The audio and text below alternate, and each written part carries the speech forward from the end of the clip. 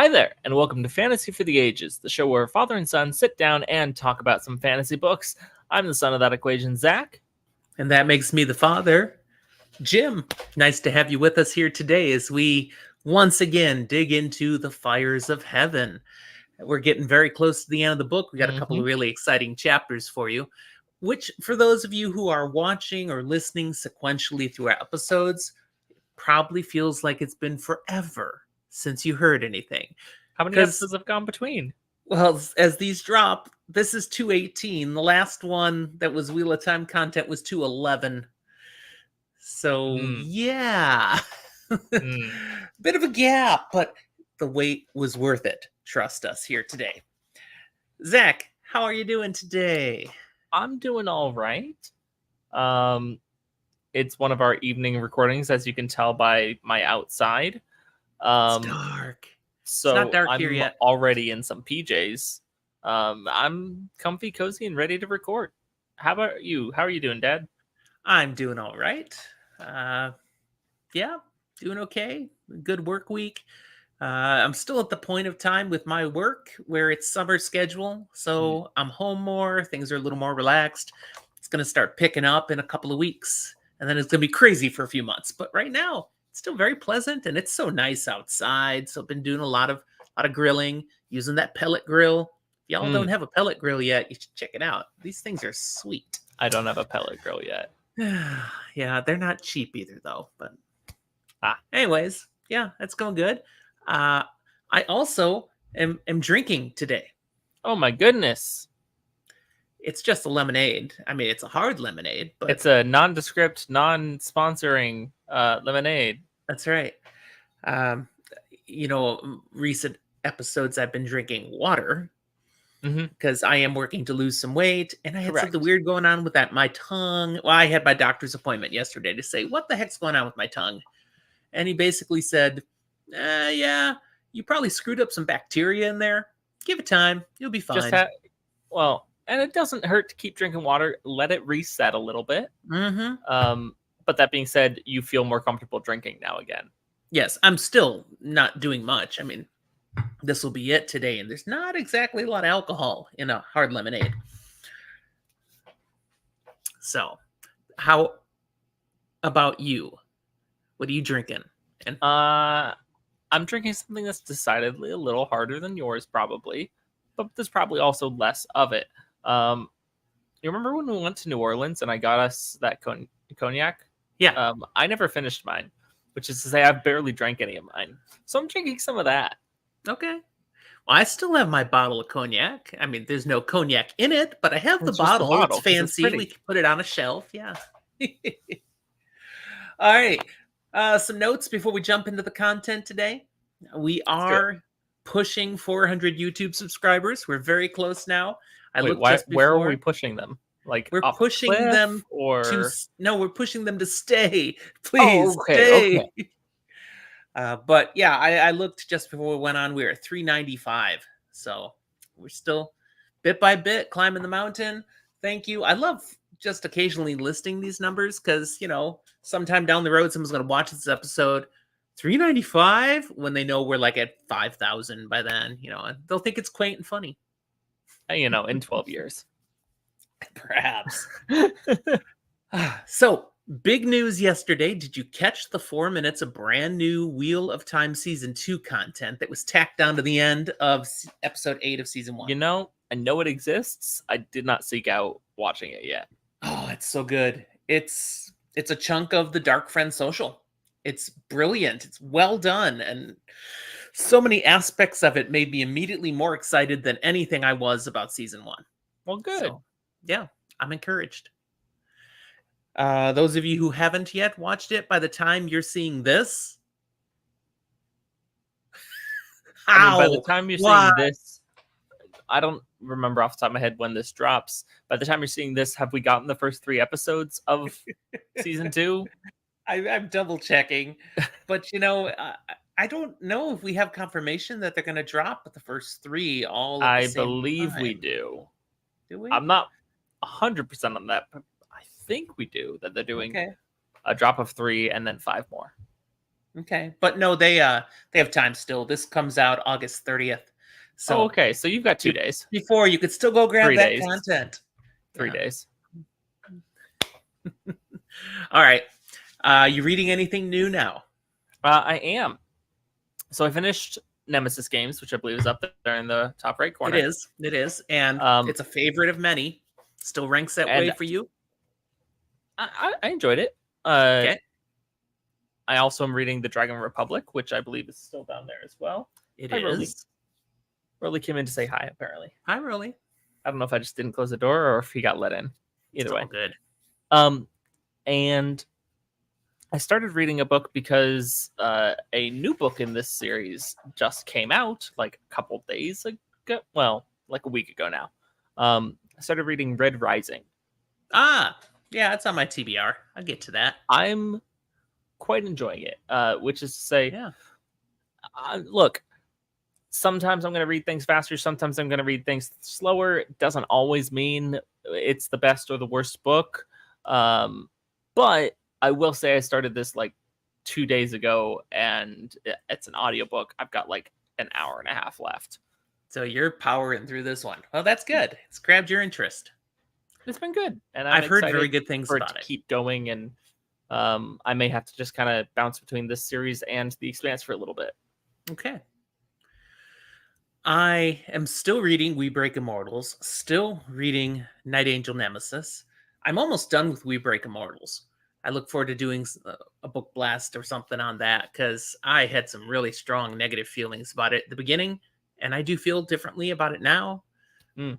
But do you have to start a book off in a way that offends and ticks off some of your readers and hope they last long enough to enjoy it? It's a very That's another dangerous episode. risk. Yes. And right in the center of the background is Awakening, which is book 5 of a New World zombie apocalypse series that I'm reading. So I'm just churning through those books. There's 10 of them. Now I'm partway through book 5. That's my Nice. Audible one. And definitely enjoying it. I don't want to waste too much time on this, but I did this week actually go through the, I think, 37 books now that I've read this year and have a current top 10 because I'm preparing for when inevitably we're doing that at the end of the year, right? Yeah, Probably. Yeah, we'll do that again. It was not easy, and I still plan to read a lot more. Well, it'll be harder for me because I believe I now have 92 done and still have a lot of the year to go. So You've only got like 3 times as many as I do. It's not that hard. yeah, that's all. Oh, so much good fun books. But speaking of good fun books, let's talk about the Fires of Heaven again. We have 2 chapters. We're starting with chapter 51. News comes to Kyrian. Oh, We're in good. Rand's, News of what? Well, we're going to find out. We're in Rand's point of view as we get to catch up with him as he's hanging out in this city where he's the ruler of all he sees. Kind of. We get a humorous scene with him. He's actually out having a smoke break. So he's like outside his throne room area, out in a balcony garden-like area, and Salanda is with him. The woman of the day. He's had a number of women basically coming and trying to insinuate themselves into his inner circle, throw themselves into his bed, something, trying to get close. We'll hear more. I'm sure that's gone well with Avienda. There have been some awkward moments where Avienda has, taken a hand. These are all actions that are coming from the Lady Colivere, and we'll talk more about that a little later in this chapter. But it's all part of Days Damar, the great game. She's hoping she can find the right woman that Rand will latch onto, whereby she has a tie to the Dragon Reborn. And he's losing patience with this kind of thing. He's like, come on, how many women do I have to go through? And he really hasn't been interested in any of them, of course. Rand has never really had patience for Days Damar. He's very much been a screw you, I'm not playing your game. And in doing so, played their game. Except he's a little more mature and politically savvy now, so he is playing the game. Intentionally at times now. And he does it, for example, right here with Salanda. How he gets rid of her is classic. Do you recall? I gave you hints in the Oh, if notes I if remember it's not correctly, fresh. he talks about how he talks about the power and that he'll go insane and the taint and basically just dives right into all the fear about male channelers and then kind of plays up maybe he's already a little insane. Mm-hmm. He even offers to, like lift her up with the power. He can do things with her. It'll be awesome. And then he bends down to kiss her and she squeaks and runs out. It's like, no, not that. Because for everyone who tries to get close to him, they're also intentionally trying to put a block in their mind to forget the fact he's a male channeler. Mm-hmm. Because we learned about that books ago. That's like the boogeyman. You don't want to be around a man who can channel. That is extremely dangerous. I mean, it feels a bit rude, even if it is, accurate. Now, in the midst of trying to deal with Solanda, he's just also thinking, pondering things that are on his mind that we get to touch base with again. One is that it's freaking unnaturally hot. Mm. It's not Aiel waist hot, but for Kyrian, it should be moving into fall, and it's nowhere near. It's still the press of summer for sure. He's talked with Moraine and Asmodean about the weather, and they're on the same page with him. Yeah, this is not natural. Something's going on. Not that they can think of anything to do about it. It's just, Now, something he can do something about is Samael, But the theoretically, Forsaken who came at him during the Battle of yeah, Kyrian. the one down Yeah. in Ilion. Mm-hmm. So Rand is putting together a plan there. He's got things in motion already, and it's all working towards an intentional plan where he will just sweep in and crush Samael with one fell stroke and take over Ilion. One more country in his pocket. He looks out over the city here and he sees his dragon banner up on that highest tower. Like he Mm-hmm. told them to leave it on just that tower. Yeah, he said just that one. It's also scattered on a whole bunch of towers. Yeah, it turns out lords aren't real great at listening to you and doing what you tell them to when they don't understand why you're telling them that. And so they really are going, well, he must have meant something else. And it was like saying something, but he didn't really mean it. And it's like they're interpreting it off of what they think, forgetting that Literally, he's a shepherd. both the Lords of Tyr and the Lords of Kyrian have that same take you just described. It's like, surely he didn't mean all of them. Just one? He's the Dragon Reborn. He must have meant something else. Yeah, exactly. One. The tallest one. And a few others. Kyrian is bursting with people, is on his mind. All sorts. There's refugees that have fled all the war-torn civil war, and then Aiel that were roaming. It's nasty. Mm-hmm. There's merchants in town, because where there's a lot of people, there's money to be made.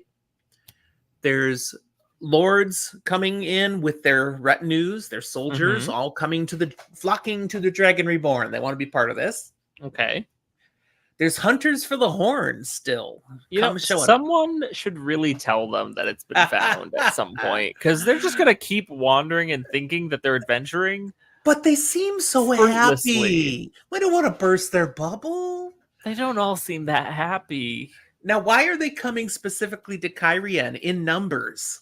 Oh, because the glory follows the dragon. And, prophecy ties the dragon and the last battle to the horn. So, eventually they have to be together, right? It just seems logical. This would be the great place to find it then. But does prophecy link the dragon and the horn? I didn't say the dragon and the horn were linked. I said the dragon and the last battle and the horn. Because all three of those are linked, but not necessarily to each other. Okay. It's an important thing to note. There's also Ogier. Now, there haven't been Ogier in Kyrian for a while because they weren't getting paid, so they left. They're back now because things have changed and maybe people will pay us. So they're here to help with any stonemasoning. There's a new guy in charge. Will you pay? Maybe. To be determined. There's adventurers. I like this description. Adventurers. No, they might have shortly been bandits, but now they're adventurers here honestly, for what's coming. Any good adventuring party at some point probably was referred to by a ruling class as bandits. Was it accurate? Maybe. Who's to say, really? There were even some white cloaks that came to town. They, however, did not stick around very long. Yeah, they're not super welcome. Rand is busy focusing on putting infrastructure in place, setting up plans, putting people in the right spots so that the peace that is taken over now stabilizes. Because he doesn't plan to stay here permanently, and he doesn't No, want it to fall apart the moment he leaves. like last time when he left and they started a civil war. And he wasn't even So, in charge that time. so some of the things that he has in place that are coming about is grain. He had grain shipped up from Tyr. Those shipments have started arriving. They're Yay, finally people aren't actually hungry. showing up. There's less Aiel in town. The Aiel freak people out. He's got them out, actually, on missions. But one of the things they're doing while they're out doing what he said is eliminating any bandits, any civil unrest that they come across. Revealing new adventurers who happened to be on their way to Kyrian. Yeah, we're just a happy party headed to Kyrian. No trouble here. It didn't. No, No, nothing to see. no? Nothing to Oh see. yeah, you can walk us to town. Yeah. Yeah. It's fine. Another thing on his mind is he's got a note that came to him just recently. Barrelane and a small army from Mayenne are headed this way. They're just 100 miles south of Kyrian right now. Now, he notes that the note asked about Perrin. Was Perrin with him? And he finds that a little odd. I mean, why is she asking about Perrin? What might one make of that, Zach? Look, Fairlane might still kind of be looking to shack up with Perrin a little, kind of. Or, other way round, most recent interactions that Fairlane and Perrin had may have freaked her out a little bit. And she may not be quite so keen to see him. Both of those things, kind of valid. One of those could be the main truth. All this time, now, Rand, I mentioned, was out having a smoke break. Okay, smoke breaks over. He's gotten rid of Solanda. The pipe is out. It's time to go back into the throne room and deal with these nobles that he's been working with.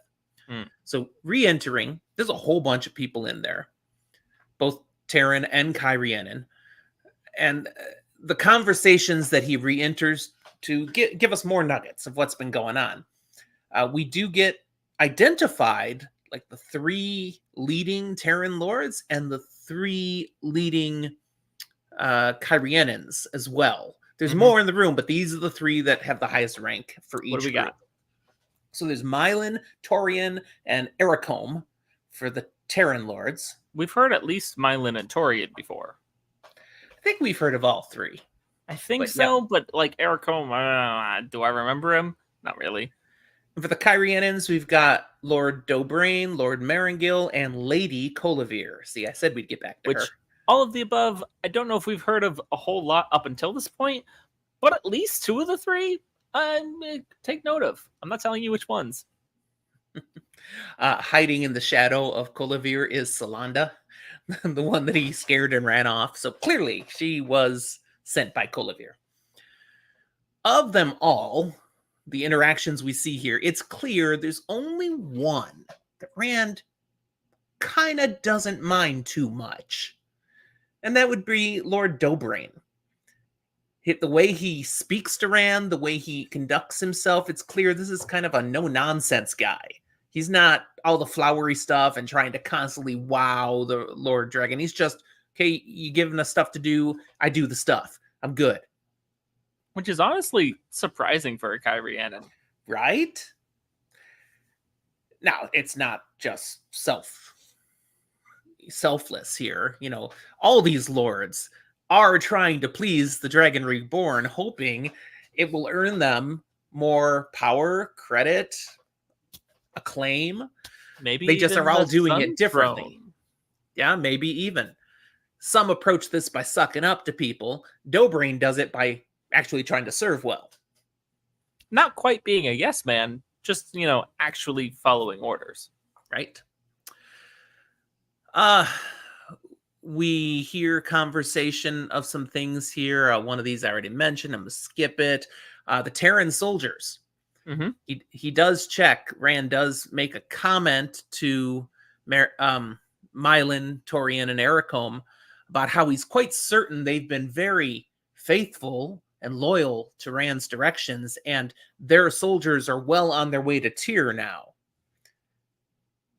So he Are sent they? them south.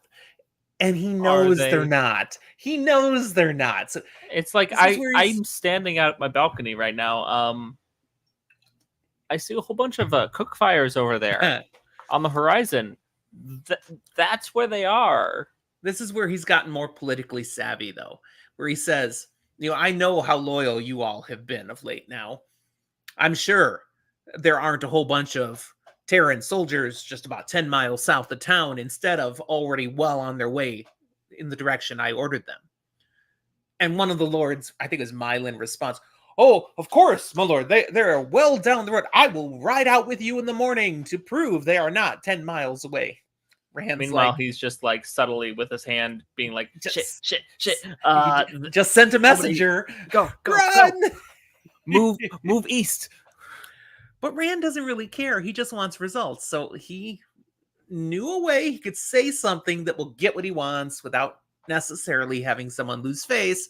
But at the same time, by saying to the guy, "I know what you're doing and I'm displeased." Tact, man. Marengil, one of the Kyrianan lords, then brings up a touchy subject because there's Andoran soldiers who basically have invaded Kyrian territory. Over by the border, they've crossed the river. They're not in Andor anymore, and they seem to be like setting up camp. And not only that, there's rumor that they're there on orders because Queen Morghese of Andor has been speaking her claims to the throne of Kyrian, and this is a first move towards taking over the land. Why is this a little touchy to raise this issue to Rand? Because he's clearly raising it saying, because we want you to get rid of these soldiers. They're in Kyrian and they shouldn't be here. Well, there's a couple of problems here. One, Rand is Andoran, by birth at least. Strangely enough, that's not the bigger problem. The bigger problem actually is some of these lords from Tyr, they know that he and Elaine were kind of like interacting well. Things were good between him and the royal line in Andor. Maybe he said he intends this throne for somebody. Maybe it's all just a whole play to get Morghese over here on the throne, and her expanding is actually part of Rand's plan. That might be the one he had in mind. You're right. Let's not do that. We'd love to kick them out. Heck, let's take some of their land, right, Lord Dragon? Now, Rand's been clear in the past that he chooses not to be clear. And he didn't tell them who this throne is actually for. It's intended for someone, and that's all they need to know. And likewise, he's not clear now, and he says, "I will address the Andoran claim when I'm good and ready." He doesn't say how he'll address it. He doesn't say anything about it. Just, that can wait, basically. All right, he's had enough of these nobles. He dismisses them all, except Lady Colavir. He says, "Lady Colavir, a moment." And then he pulls a classic Game of Houses move. What does he do to her? He flirts. Sorta. I mean, he very subtly is like, that young woman you sent my way, sorry, that you didn't send my way, that just happened to be my way. She's nice, but like some men, maybe even me, we prefer an older, wiser, more experienced woman. More mature. A woman like yourself, mind you. And she's been sending all these women towards him, never herself, and nor would she ever dream of herself. And he informs her, "Come to my rooms at 6:30 tonight." I don't remember if that's the exact time. "We will dine together." It's not a request, it's an order. And she's like, "Gulp." I was about to make a really dumb statement question of being like, does their day-night cycle work the same as ours? Would they have like 6:30 properly? And then I realized it's the same world. It's a wheel. same world, which is a different Yeah. age. Yeah. Granted, the amount of time of ages, who knows? But that's a tangent to go down in a completely different episode. Anyways, she's clearly a little distraught at now being seemingly the target of Rand's interest. And now she's going to have to stew for hours that he wants her to come to his room for a meal. And what? Did he mean that? He's interested in her. What does that mean she does? He's delighted at how freaked out this is going to make her now. Turns out the game of houses is really fun when you're the one in the biggest position of power and get to do whatever you want, really. Of course, he does have the fleeting thought, does she want my favor so much that she actually might come ready to boom, boom, boom, boom, chicka, boom, boom? And it's okay, though. There's a little piece of him that's just able to, in the back of his mind, even if it's not written in the book, go, I can just tell Samael and they won't let her. Well, then he dismisses Guinevere. That leaves him with only one other person in the room. Jason Natal, the court bard of the Dragon Reborn. You know, Asmodean. He's been in the background, playing music the whole time. Occasionally the music changes to fit what he's hearing or the mood he sees someone doing. It's rather entertaining background. But after just a couple of moments, in walks Moraine, Egwene, and Aviendha. Nice. Now, anyone else, the maidens who guard the room, would have knocked, would have stuck their head in, announced who was there, and check if it's okay if Rand wants to see this person. They never do that with these women. Yeah, no, these three, nah, they have as much respect, if not more, than Rand does with the maidens, so they can do what they want. So they just waltz on in unannounced. It's and good again, for him. Being we're in Rand's POV, we get his perspective on a fact that this is the first time he's seen Egwene in 6 days, because they had a big blow-up argument. There's been some tension here now. Do you recall what the argument was about? If I remember correctly, she told them some stuff about Nynaeve and Lane and all they've been learning and stuff, but like basically said, hey, here's some stuff. I know some stuff. You can't ask questions. I can't give you anything further. I can't tell you why. I'm sorry. It's a secret. No, that's it. Sorry. Bye. Now, I'd say that's close to what she says, because one thing you couched, the way you couched it, would have made it better for Rand. She doesn't say she can't tell him. Gotcha. She says she won't tell him. It's not his business. Granted, to be fair to Egwene, this is Rand's POV. She may have said, I can't. She may have, but he takes it as, he saw it as, you've got secret knowledge you want me to believe, and you won't tell me how you got this information, why I should believe it, how do I even know how credible it is? You won't give me anything. Granted, now, of course, totally valid for her to share this but not share and what she will and won't. That being said, it's also totally valid that he can't necessarily act on this information because he doesn't have a valid source. Yeah. Now, of course, we know she's learned it through the world of dreams, communicating with Elaine and Nynaeve. And some of the bombs that are dropped to Rand is that Masema, that Shanarin, is the prophet of the dragon who's causing all the chaos out west. And there are a bunch of Aes Sedai in a secret place who are ready, likely, to support him as the Dragon Reborn. It's a little bit rude that the most Rand has actually been told about the world of dreams is like the vague concept that wise ones could contact the clan chiefs to meet Alcair Doll. That's like all he has to work with here. Now, one of the things he comes back to Egwene, and this is probably the thing that tipped off the argument the most, he's like, okay, Aes Sedai, ready to support me? Where? And she's like, about that. I'm not telling you. Nope. It's a secret. Like you said before, it's a secret. He's not good on people keeping secrets from him. Yeah, but Rand, here's the thing about secrets. The moment you tell them, they're not secrets. Well, this only drives him to be even more tight-lipped, and that had been bugging the women. So now they're doing it back to him. It's just going to cycle worse and worse. It seems to me if people actually just freaking communicated, everything could have been going a lot more easily. Maybe. And probably. But also maybe the Forsaken would have been all over that shit. Who knows? Significantly, as they're settling back into conversation, a little snipping back and forth between Rand and Egwene, and he learns why they've come in at this moment. It's not about rehashing the old stuff. It's that 2 letters have arrived for him, which Moraine has. And he's like, okay, if they arrive for me, why do you have them? It's like, probably because of where they came from. Heck, maybe they were even sent to her for him. Who knows? Both these letters are still sealed. She hasn't opened them, unless you can fake it still being sealed. But we have the impression from Rand that they appear to still be sealed. They're just being delivered to him. They're both from Tar Valon.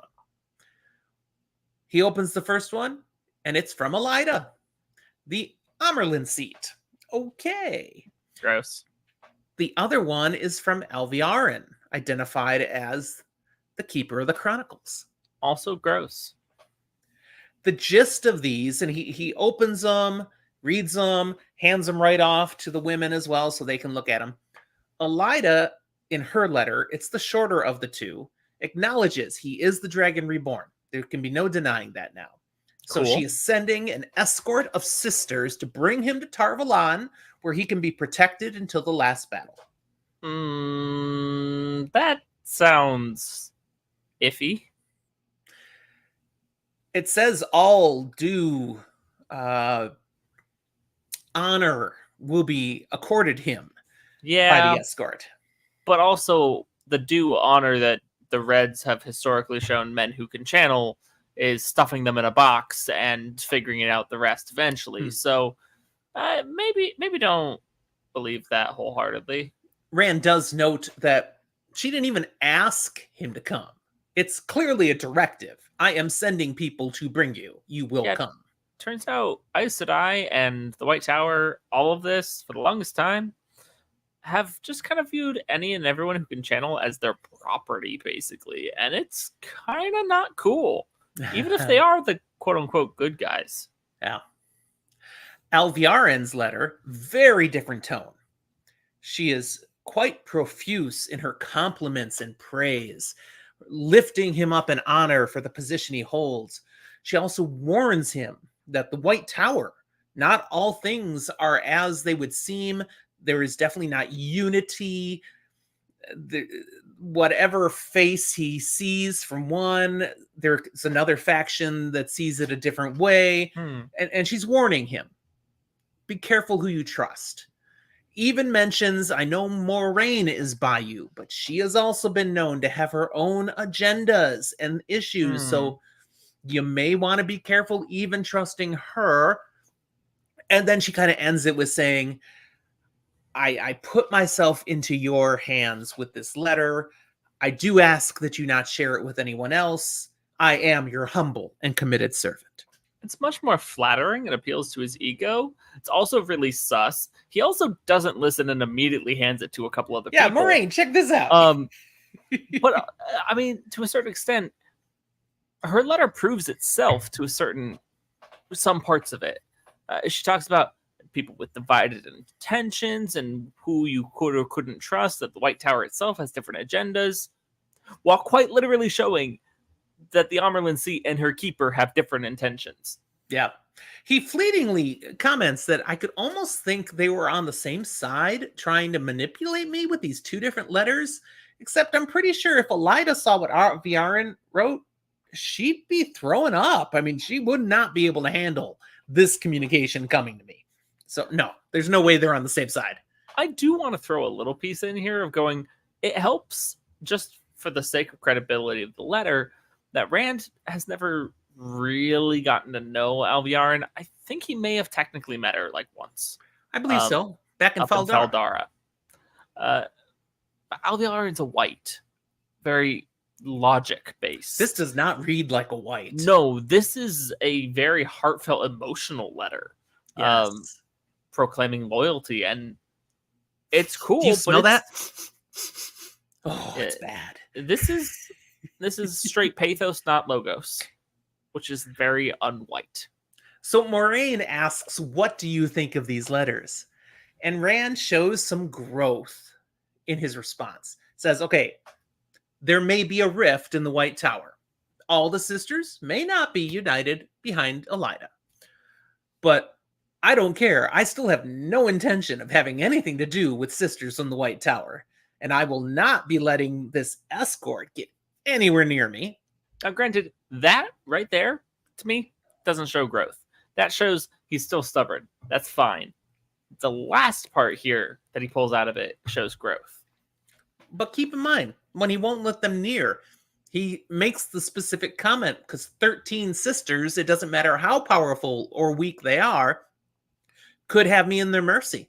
I'm not letting sisters from the tower near me. It's a knowledge, it's an understanding there, but it's still Rand being Rand. That's a Rand that we know. The Rand that we don't know is Rand actually being smart and having the thought of realizing, hey, if this is going on, if these are here this fast, the White Tower has spies watching me. There are eyes and ears in Kyrian. Okay, at that point, maidens knock and stick their head in. Oh, someone else is coming who isn't one of these three. That's right. She's announcing Matt Cawthon has arrived for him. Rand's like, oh, great, send him in. It's only been 4 freaking hours. What's his excuse? There's a number of things that could go into that, but most of it probably was Matt intentionally waiting and trying Matt comes to in, stall. And he does have an excuse. Yeah, sorry, I got your note. I would have been here as soon as I could, but I was with some Kyrianan who actually thought they could gamble. I just had to, play that out. I mean, if you want, I can give you a bag of gold to prove it, and you can have that. I've got 6 more back in the room. Now, Rand does ask the women to stay. And in his POV, we have it that he specifically wants them to stay because they will make Matt feel uneasy and a little off his game, which will suit Rand's purposes for what he wants to do with Matt. Which, again, shows growth, but not necessarily in a good way. Yeah, manipulation? So, in the conversation, Moraine does a lot of poking at Matt, so it works. He gets uneasy, but we learn that he's been down in the south of Kyrian and even across the river and kind of having skirmishes with the Andorrans. So Rand's already been doing something about the excursion of Andorran soldiers. Matt and his band of the Red Hand have been burning outposts, disrupting supply lines, and in 3 significant battles with Andorran soldiers, winning all of them, even though they were outnumbered. Yeah, but it's Matt. Yeah. And Moraine kind of comments on that. You just can't seem to stay away from battle. He's like, I know. I don't try. I don't want to. Like, really, they seem to find me. I just went to have a look, and then it was like, 3. Oops. Guess I won. There's even a comment from Moraine. I even heard tell that Talmanas and Nelician had to work their hardest to keep up with you. You seemed so eager to get out there. And I was trying to get away from them. He was trying to get away. They won't let him go. I tried to leave before, the forces were mobilizing so that I could leave. They read it as his bravery and his determination to get out and confront the enemy.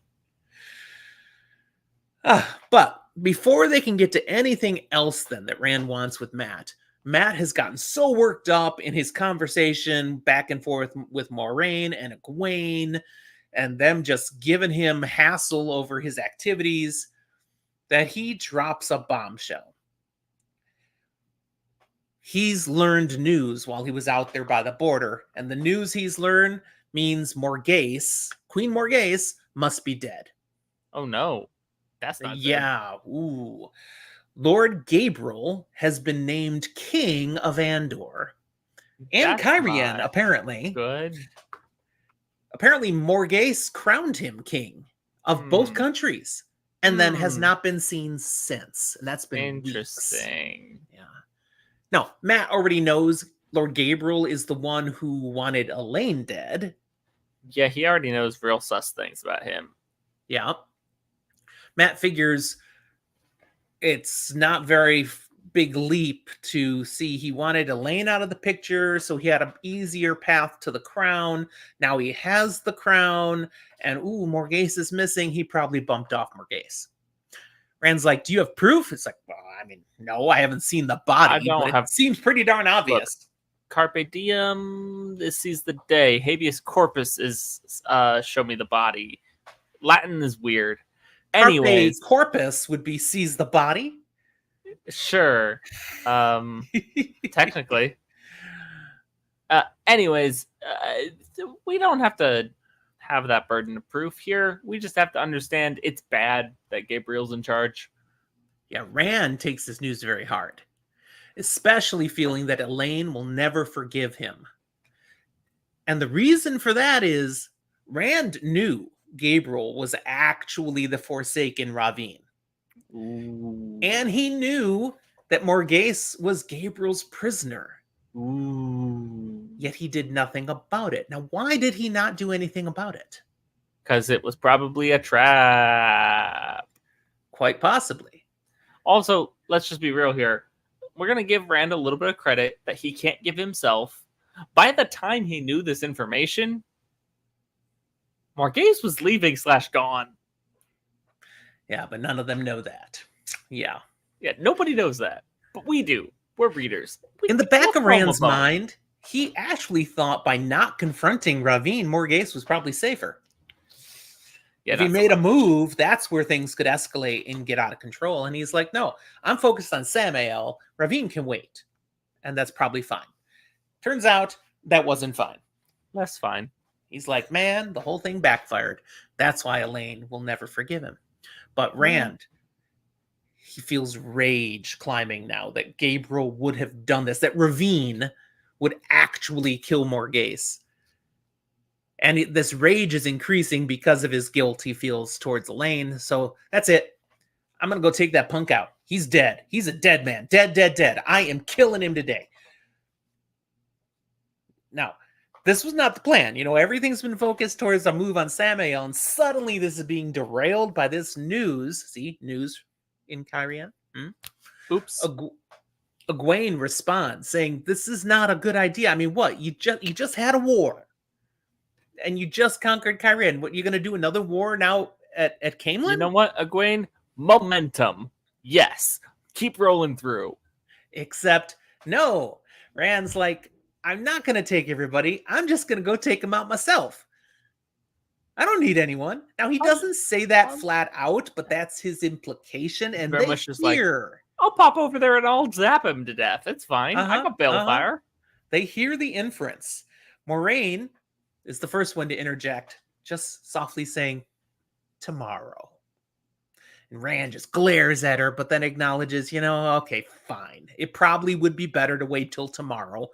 I'm a little too ragey right now. I need to be calm, the cool assassin. Look, right now, I'd have a little bit of a trouble actually grabbing the power because of my whole flame and void thing. And right now, there's just a lot of flame and there's not a lot of void. No. So yeah, we'll wait till tomorrow. And then he tries to dismiss everybody so he can talk just further with Matt. But the women are not done with him yet. They have words. They're going to get through Rand's thick skull and basically saying, you are not taking on Ravine alone. And there's a whole scene there, but they make their point. And he caves. Okay, fine. Moraine, Egwene, Avienda, you can all come. Fine. We can go the 4, maybe a 5th person, but like that's it. Oh no, Moraine's like, and I mean, I'm sure you're planning additional Aiel guards as well. And of course, we'll be with you all then. It's like, yeah, okay. Yeah. But then they do leave. So now Rand and Matt are alone. And Rand makes it clear to Matt. It's like, Okay, buddy. I know you are a battle genius. You got all this stuff in your head, and I know where it came from. Now, where do we know it came from? I mean, a number of things, but most notably, what is being referenced is that twisted redstone door frame thing with the eel fin and the elfin. That's right. Matt came through that experience, and he has his memory holes filled with all this battle genius. Look, he may have hung from a tree for a little bit and come down with lots of wisdom. No parallels there. Rand says, I need that knowledge. I've got Aiel clan chiefs that are smart and stuff and all, but I need your abilities here because you can do something they cannot do. And he lays out a plan, which we don't get to hear about yet because that's where the chapter's POV switches over to the women who had left the room. And this is Moraine and Egwene and Avienda, and they're getting ready to go separate ways now. But Moraine makes some interesting statements here. And first time readers, this is about as blatant foreshadowing as you can get. So, Moraine's words here. She says to them, be careful tomorrow. You never know when one of the Forsaken may be near. She says, Rand will need both of you in the days to come.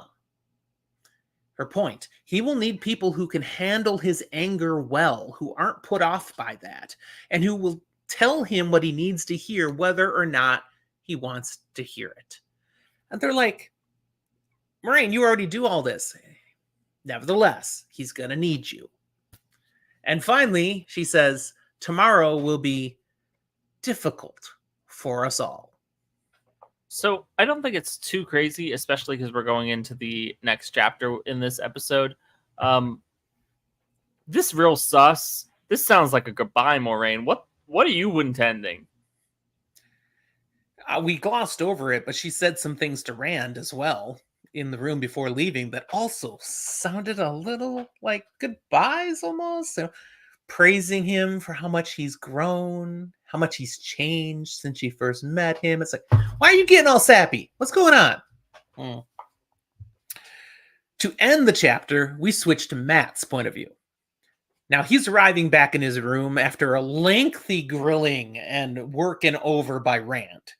As Rand tries to impress on him what he needs Matt to do, and Matt continues to duck and dodge and try to not accept the responsibility. But I don't want to. Yeah. Now, what does Rand want Matt to do? We get it out of Matt's POV now. So what does he want him to do? Sorry, I moved around in the notes to make sure we were getting to the next chapter today. I don't know where we are. And you're blanking on this. Too long ago since you prepped on this one. Yeah, right. But we're almost to the next book, which I will be rereading. Well, he has sent this Terran army back down to Tyr in preparations for a move against Samael, and he wants Matt to take command. The Aiel clan chiefs can't do it because the Terrans will never follow an Aiel. They just won't. They'll constantly second guess and try to do their own thing. But Matt's already earned the respect of both Terrans and Kyrianans. His band of the Red Hand is swelling in size, so he wants him and his band at the front of the Terrans, and he's going to empower him to be in charge, to give orders, and he knows Matt's reputation, the dude always wins, will command their respect. So that's what Matt's supposed to do. And he's picturing, I do not want to do this. And yeah, sure, I'm going to walk up to Lord Torian and Meringil or Mylin, and they're all like 2, 3, 4 times my age, and I'm going to give the orders. And they're just going to listen. Correct. So he's throwing a bit of a tantrum in his room. Yeah. And Melindra walks in. Because I guess maybe it's their room. You know, there's still a thing.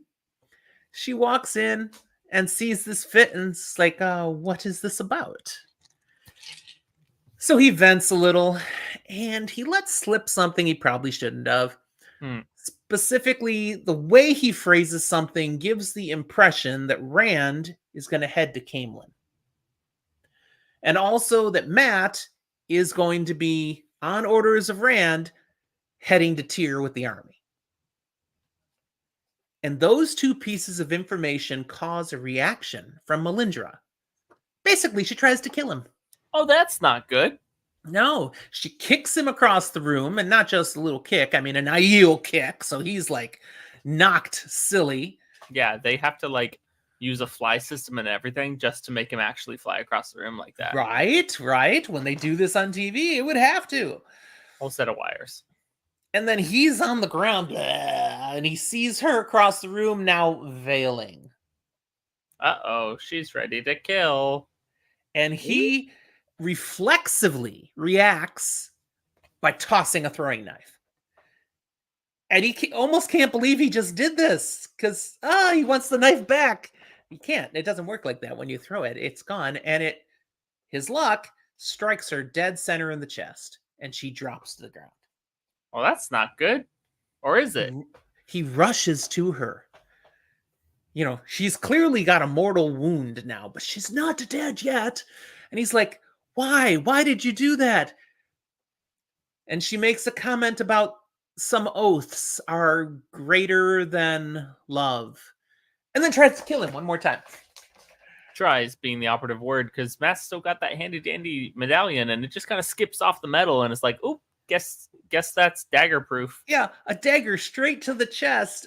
That medallion shouldn't have stopped it, but like I said, Matt's luck. It's one of those silly moments where it's like, oh yeah, the sheriff had a Bible in his breast pocket and it just happened to save him from the bullet. Exactly.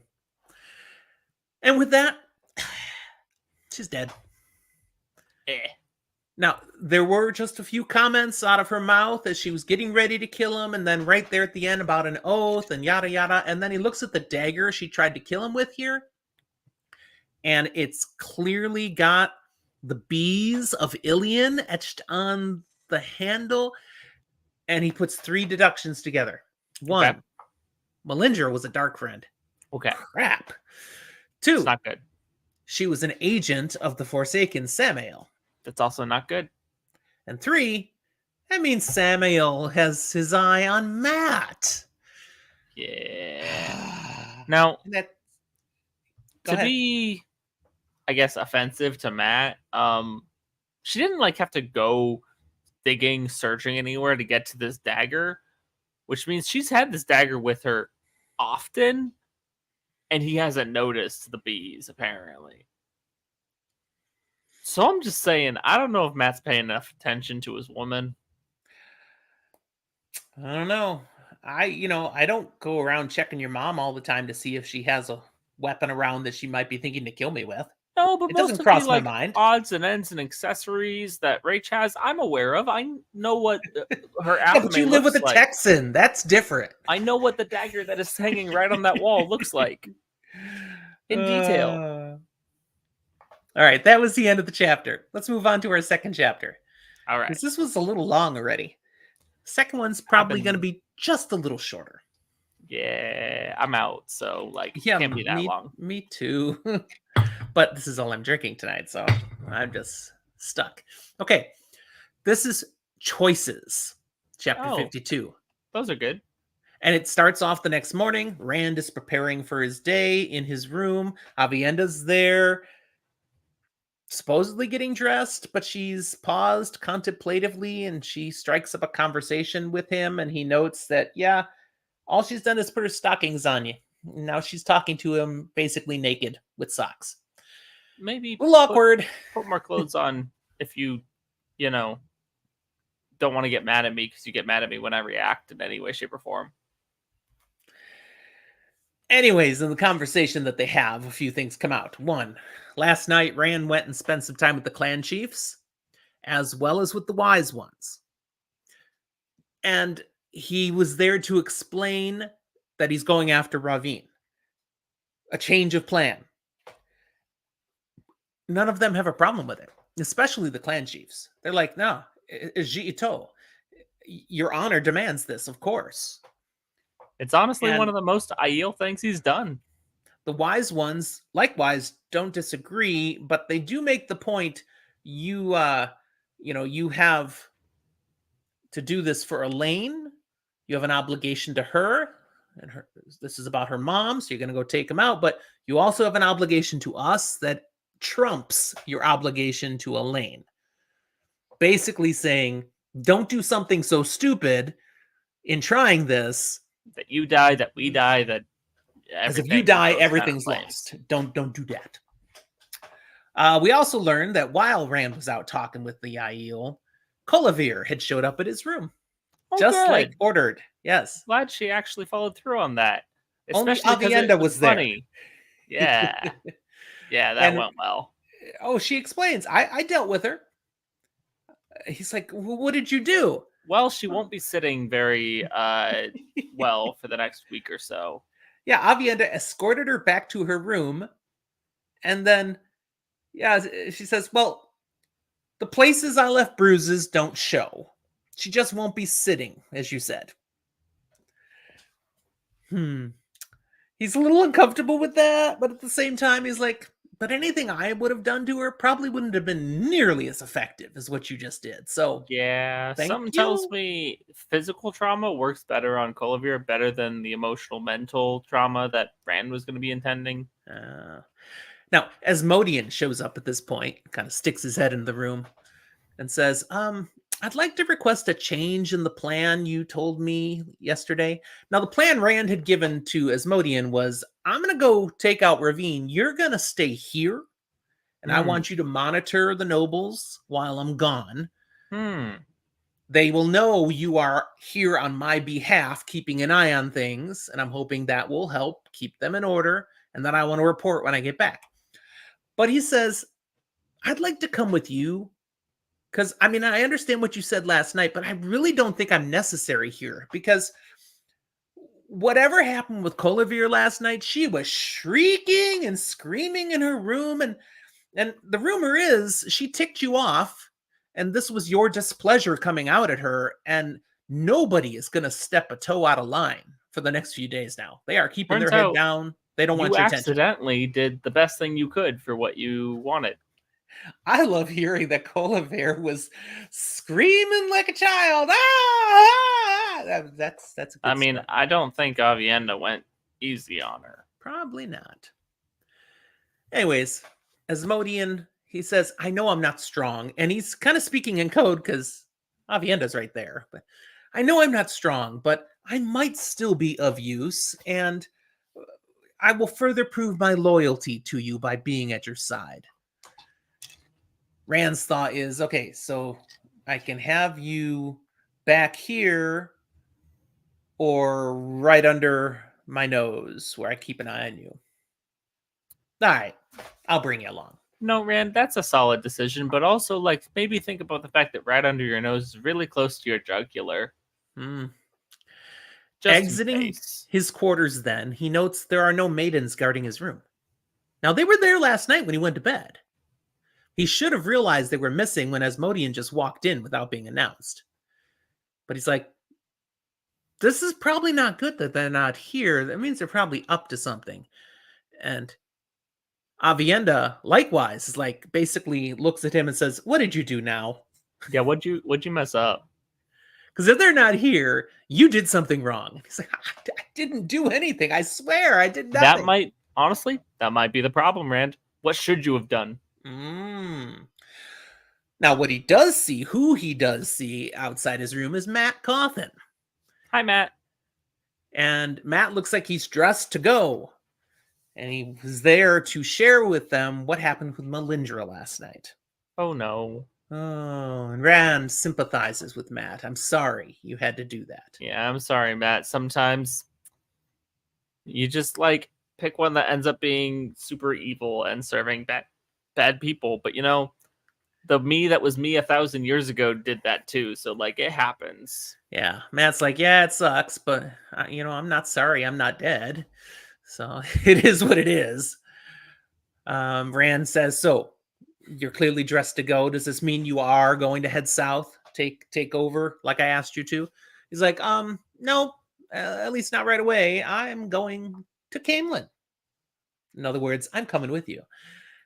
And Rand, that wasn't his plan. Another one? But he does kind of go, all right, It's a little why? bit of one of those moments where it's like, okay, well, Matt has this weird, uncanny ability of not losing. Maybe it's not the worst thing to bring him to the fight that you want to win. I mean, he is Taviran. He's got some funky things going on. Let's. What's the worst that could happen? Seriously. I mean, I'm thinking of worse things that can happen. I don't want to talk about them yet. Well, wait. No, we can talk about him later. Okay. They move along through the castle, heading out towards where they're going to get ready to go. And they're met by Moraine and Egwene. Hi. And Moraine has a couple of sealed letters. This is the second day in a row. She's got 2 letters More? for him. Yeah. But this time they're written by her. One of them clearly for Rand. One addressed to Tom Marilyn. Interesting. He's like, what's with these? She's like, they're for later. Yours has some things I'd like you to ponder. Not now, but to think upon later on. And the one for Tom is something I want to get to him when next you see him. I figure it's safe for you to hold on to it. You're most likely to run into him again soon. Well, that's really suspicious, but okay. And again, she comments about, you have changed so much from the boy I first saw outside the Wine Spring Inn. You're hardly the same at all. I pray you have changed enough. It's like, okay, here's Moraine going all cryptic again. What? Moraine, I haven't changed that much. Yeah, I have to use the power to shave every now and then now, but like... He also says, yeah, I haven't changed too much because anytime I do, these two, and he's referencing Avienda and Egwene, put me right back in line. They yell at me about how I'm changing and I'm not supposed to, and then I have to yell at them about how I need to change, and then it's just a whole mess. Then Moraine does a very old school Moraine sort of thing. She kind of takes charge. She says, there's something I need you to see down by the docks. Down by the bay, where the watermelon grows. No, where the water buffalo grows, isn't it? Dad, what do you think a water buffalo does? No, it's a different thing. It's a VeggieTale thing. It's funny. Everybody's got a water buffalo. Yeah, you got it. Mine is slow. So Rand's got no time to go to the docks. He's like, I've put this off already. It's time to deal with Ravine. She's like, it's important. You need to see this. It won't take that long. He looks at the others and they're all kind of, I mean, even Asmodeans, like, there are legit reasons it might not be bad to go to the docks. Won't take too long. It might be good for you to be seen in public before you just disappear to Camelin. It'll take it longer before anyone would possibly notice you're not here. Look, at the end of the day, let's make Moraine happy. That's Avienda and Egwene's line. Please the Aes Sedai. Do it. Mostly Avienda saying that. But the most it should take is an hour. So Rand says, fine. 1 hour. Then it's Ravine time. Okay. What happens from here to the end of the chapter actually moves along pretty quick. It covers 6 pages, but they just seem to fly. So I don't want to cover it all in too great a detail. I just want to move through it. Boom, boom, boom. I will not butt in too much. Oh, there are times you should butt in. I will butt in too much. We're not going to be as meticulous as we might sometimes be. They really just need to read this to fully appreciate it. But first, we jump to someone we haven't spent time with in a long time now, Hadnan Kadir. Oh. Our good, friendly neighborhood dark friend. None of those things, save for the dark friend part, was accurate. He's down with the wagons by the docks. He's actually waiting for the stuff from Ruidian to be offloaded from the wagons onto ships where they're going to be sailed up to Tar-Valon. Finally, maybe he can leave. He would really like to. He's so tired of constantly being stressed and nervous, being around the Dragon Reborn, being around Aes Sedai, all these Aiel. Any moment he might be discovered and killed. He wants out. I mean, he's already had to kill a whole bunch of other dark friends to keep them from being discovered.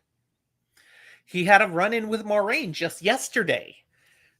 She came by and wanted to look at things, and on the wagon right behind his, She had him take the tarp off. There was a tarp on that one covering everything because that's where the door frame Terrangrial is. And when they Yeah, nobody before, who falls in very part way likes that man, experience. somebody was totally traumatized that way. So they've kept it covered. And no, now it's not covered again. So now people are twitchy again. And Now the birds are flying in and going, "Whoa, that's a mistake." not a good thing. He's standing there outside his cart as they arrive at the docks. Moraine, Rand, Matt, all the whole bunch. Lan, hadn't mentioned Lan, but Lan's there now. They all Land's go always there. down, and Hadnan is at the front. They walk past him and all the way down to the far end of the wagon train. And he's like, "Oh, good, they didn't stay by me." But after they're past, someone greets him, and he looks, and right next to him is Kylie. Oh, Kylie. Now, oh, he's completely shocked. He hasn't seen her since the waste. Heck, she has not even been in this book. Mhm. He thought she was dead in the waste. Why have we not seen her in this book at all, Zach? Because Kylie is a guise for Lanfear. And at the end of the last book, the need for that guise ended. So she's just like left. Peace out. Kadir only knows Kylie as a highly placed dark friend, higher than himself, on the same par as Jason Natal. So he knows, the Gleeman is a dark friend. He doesn't know why he's hanging out so close with the Dragon Reborn. Yeah. It's been very confusing. But they're forsaken. So the fact Kylie's suddenly here, he's not happy about that at all. She walks into his wagon. She's higher in the dark friend ranking, so he follows. And upon getting into his wagon and closing the door, he discovers it's not Kylie anymore. It's friggin' Lanfear, as you said. She has dropped the illusion, and he's instant grovel. And she wants to know everything from him about what Rand has been up to since she was last around, because she's been too busy to watch Rand herself. My question for you is, what do you think she's been up to instead, Zach? Other weird sus things. They're weird sus I'm things. worried about ever spoiling things when you just have me like ponder and speculate. So that's as far as I'm going. Well, we have seen her earlier in the book at times, meeting with other Forsaken, being in the world of dreams. She's been around and involved in various gameplay. We know that. It's kept her busy, apparently. And she couldn't just hang out by her bow. Now we switch out to Rand and party. Hi, down Rand at the Co. other end. Yeah, down at the other end of the wagon train. Rand is losing his patience because Moraine is now poking around. She checks in this last wagon on, apparently they have 2 of the seals that were found in Ruidian. And why are they she's just making chilling sure in this wagon? they're making sure they're still safe. They're still wrapped nice. Yeah. But she hasn't said why she needed him down here. He's like, come on already. We got to get going. What did you need me to see? At which point, Kadir's wagon explodes.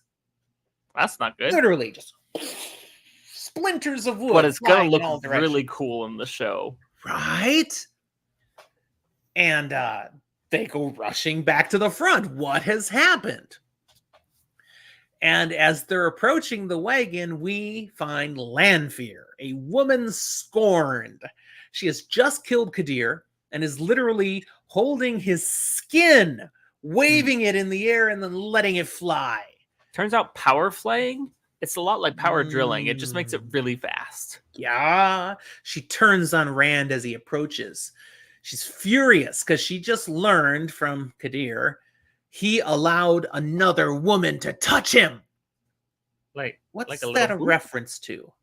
It's about the fact that she thinks LTT was hers, and then like there was a whole other wife situation where he actually didn't stick with her, and then it's like, oh wait, hold on.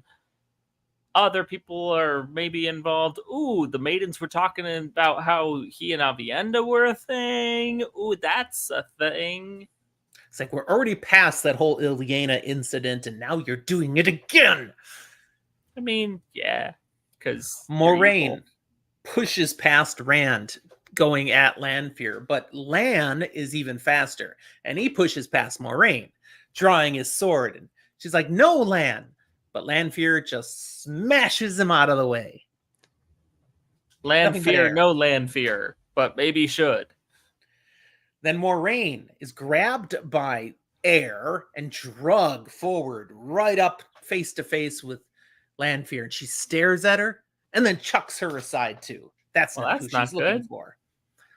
Aiel in the area start veiling and coming at Lanfear. I mean, it's obvious to everybody there's power being used. There's one power stuff happening.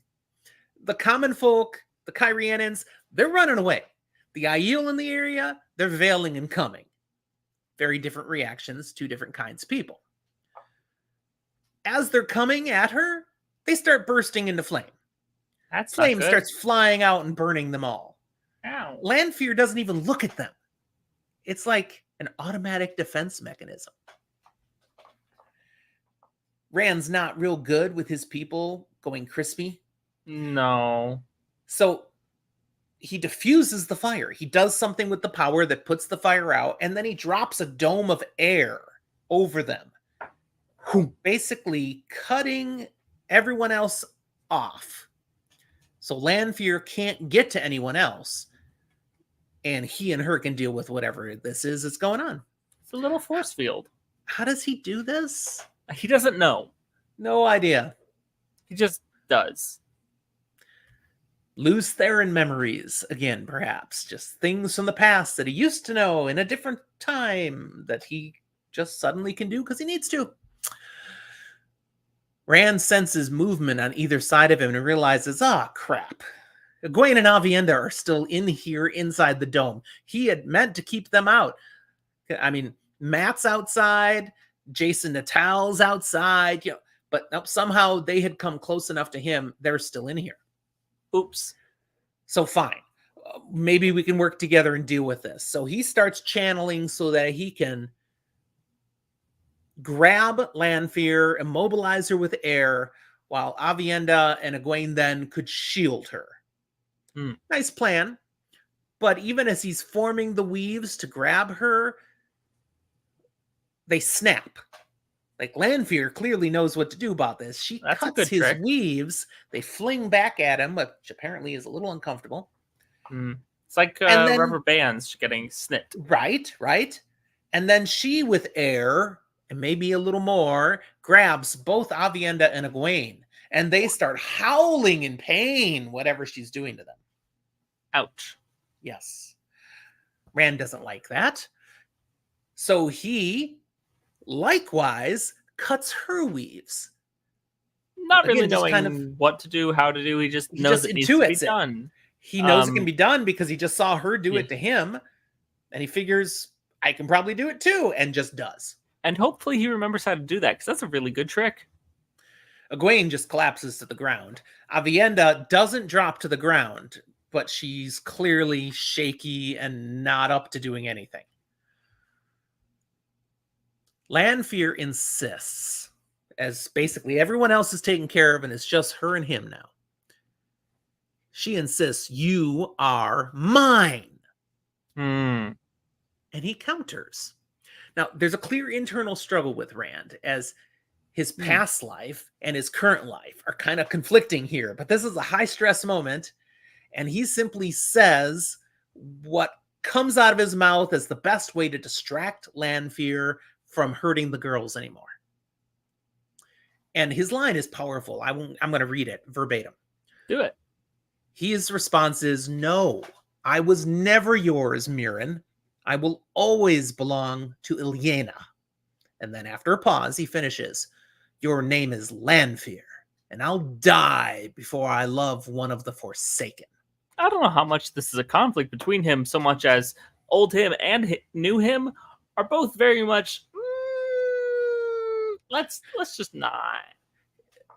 Is there anything you can unpack from that, from what he said to her? Did we already know her name? We did, right? I don't think so.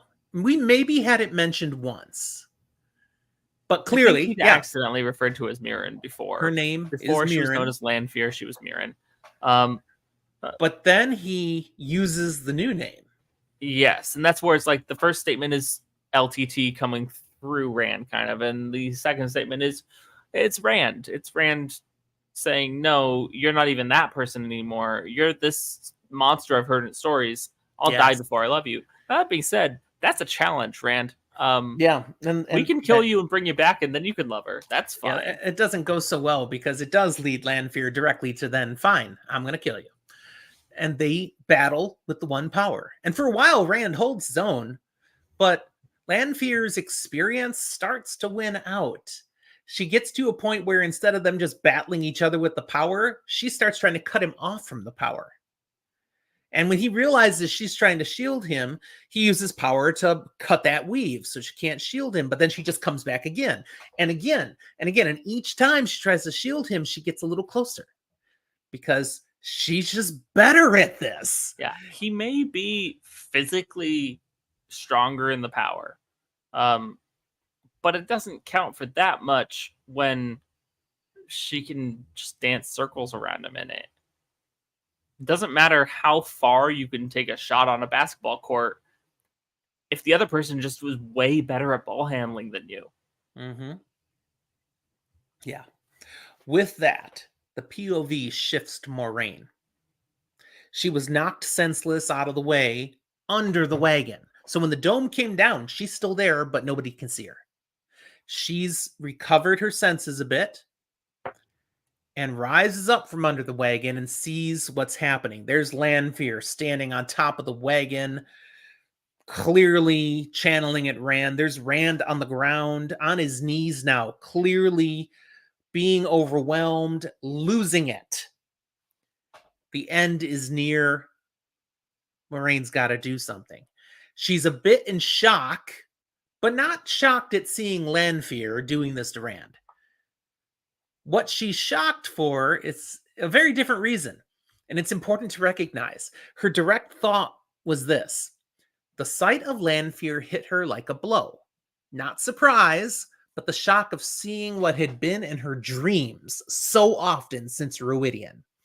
What does this confirm for the reader, Zach? That she knew this moment was coming. She had been more or less planning for it since Ruidian, and all of her out of character stuff was because she knew this was coming and she was going to have to do what she's about to do. Moraine's interactions with Rand changed distinctly right after Ruidian. Here's why. Here's why. And with that, Moraine acts to save Rand. Lanfear believes, again, that she's dealt with all the other threats, so her focus is completely on Rand. Moraine jumps up on the wagon, grabs the one power, and jumps at Lanfear. Now, Lanfear has just a moment to sense Moraine when she grabs the power, and she turns toward her, but doesn't have enough time to do anything. Moraine's momentum smacks into Lanfear, and the two of them fall back right through the doorframe ter'angreal that Moraine had uncovered. Lanfear's kind of got her power hands full with Rand, even if she is totally outclassing him. So when Moraine just goes, "Hey, loser," and then shoves her full body clothesline into the doorframe, they both kind of just go tumbling. Yep. And the chapter ends with white light swallowed everything. And that's it. And we rarely do this, but today this is where we will stop talking and leave it. You do not get to hear the aftermath or what does this mean? Nothing from us. You have to wait till the next time we come back. Or later. All right. If you're a first-time reader, suffer a little now. No, make sure you read the next chapters if you haven't yet, because there's good stuff to come. But that is where we're gonna stop talking about regular stuff and we're gonna spoil some things. So you should leave now, first time reader, so we don't spoil things for you. Thanks for being here. We'll talk to you next time. And for those of you sticking around, The spoiler room. And the second The time. spoiler room. I just realized what I've been doing wrong all along. What have you been doing all along? Well, when I would hit pause to stop it, it actually was stopping by itself, and I was actually hitting play finished. again. So you did it again. So when it would happen twice, it's because I pushed it twice. Mm. Oh, so that second time that it ran, I just didn't touch it, and it ran its once and stopped. So that's all I have to do. Just stop hitting What a things. doofus, man. What a doofus. We learn things about things that we've used for year or years. New things every day. Right. Anyway. All right. What are we doing? Roll? We should roll. No, I'm going to roll my little one this time, not my big one. All right. You've got a So solid I chance got this here. one. Oh, yeah? I got an 11. Well, I have a 17. So you get to go first. What would you like to spoil, Dad? Oh, goodness. Which thing? Which thing? I have so many choices. Nah. Okay. I'm simply going to spoil the fact that, wow, Asmodean, what a doofus. Yeah? He's given orders to stay behind.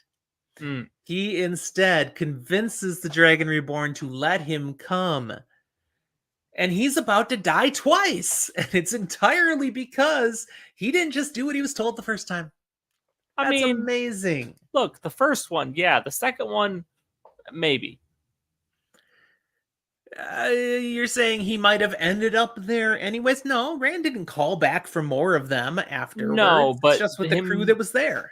Him dying the second time doesn't necessarily require him to be in Camelin.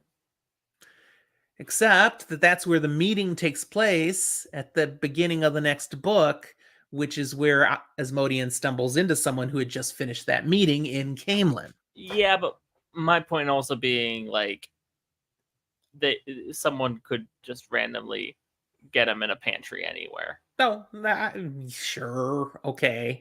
But we know he bites it in Camelin, and he's only there because he talked the Dragon Reborn into changing his mind. Like, correct. Sometimes the you wheel can't weaves win, man. As the wheel you wills. Can't win. There you go. Sometimes it doesn't include you. Weaves you out of the pattern. And that sucks. So there it was. How about you, Zach? What are you going to do? We're going to talk about the fact that we're not actually going to resolve the thing that we just said next episode. We're also not going to resolve it for books. We're eventually going to see one of those two people again. Like early, well, we'll get there. Just calm down. Calm down. We're going to see one of those two people again in like a few books, but we won't know it's that person for another few books. Then we'll know that it is that person, just different. And we'll go a few more books later, and then we're like, oh, second to last book? Guess Moraine's back too.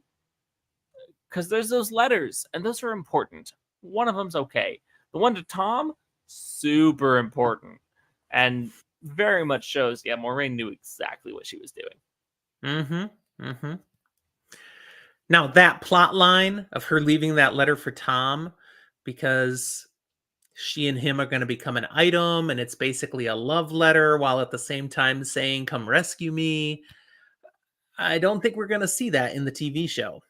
I think they are moving that plot line out. And a lot of the fandom doesn't like that plot line. I love it. But they haven't met in the show. And so it's like, where do we have our foundation for it? I think it's totally okay moving some of it out. But I don't think you move all of it out. You move maybe the relationship out of it, but still, go get Moraine. I'm interested to see if Tom is going to be of any significance at all in the show. I think they might be just, we can make do without Tom. I think if they do that, they're going to have a lot of angry people. But if they do away with Tom or Moraine, it won't be too angry, so long as they do still have the Tower of Genji. Because that's so good. I agree. We will find out. But again, there's so much in the Wheel of Time, and they're not going to be able to keep it all in. So Some mean, things are going to get they axed. could, they just really won't, and Yeah. that's okay. All right. Good spoil. Good stuff. See, I took a simple little one and left you the big golden one. Yeah, I took the low hanging fruit this time. Well done. Let me run our outro here. Reminding everybody again of the ways you can get a hold of us. We love to hear from our fans, our listeners. So find us on Discord, social media. Also, again, please like and subscribe. If you've stayed through this long, you should already be a subscriber. But don't forget to like the episode. Help YouTube know it should share it with more people. Yeah, And- like our content. We have a dog. There's a dog, exactly. And you saw the thing go by about Patreon again. We really appreciate and depend on the people who help support us to keep this going. So thanks. Look into Patreon. We'd love to have your support. Thanks, everyone. We'll talk to you next time. Bye, Rolly.